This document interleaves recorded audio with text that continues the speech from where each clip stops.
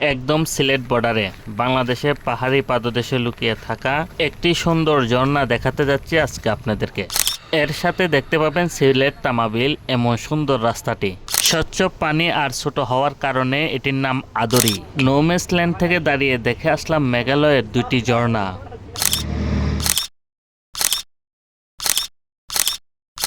আমি মূলত আম্বরখানা পয়েন্ট থেকে এই টিলাগড়ে আসছি সিএনজিতে করে।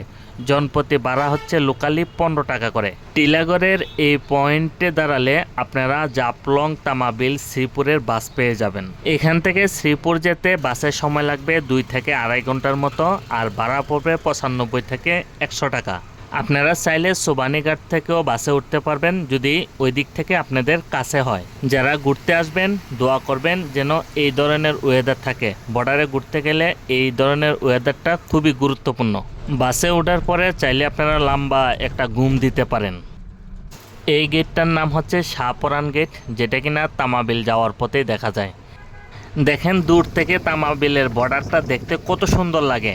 এই জন্যই বলছি যে বৃষ্টির দিন যদি হয় তাহলে সবচেয়ে বেশি ভালো হয়। আমি এখন অবস্থান করছি শ্রীপুরে, যদিও আমার আরেকটু পিছনে নামার কথা ছিল। যাই হোক, নামায় দেন বলতে বলতে তারা সামনে নিয়ে আসছে। এই জায়গাটা আমাকে পিছনের দিকে হেঁটে যেতে হবে।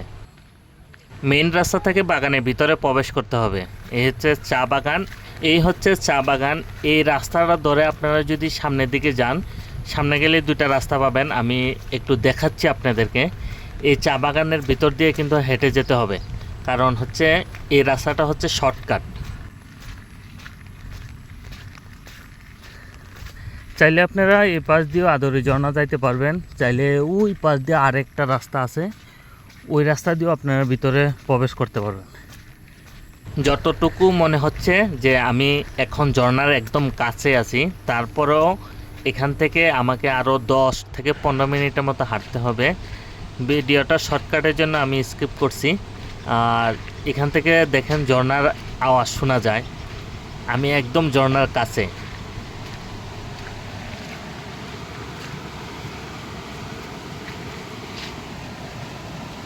এই সে আদরি ঝর্ণা, মানে উপর থেকে দেখানোর সুযোগটা খুবই কম।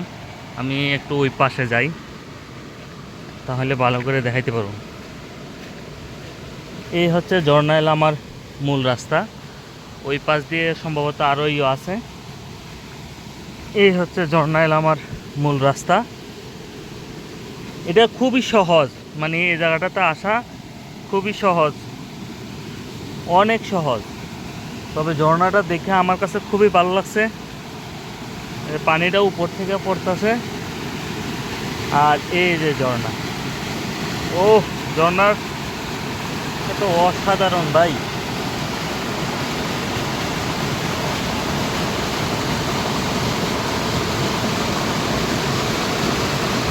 একদম পানির কালারটা একদম অসাম পানির কালারটা, যেহেতু বৃষ্টি হয়েছে।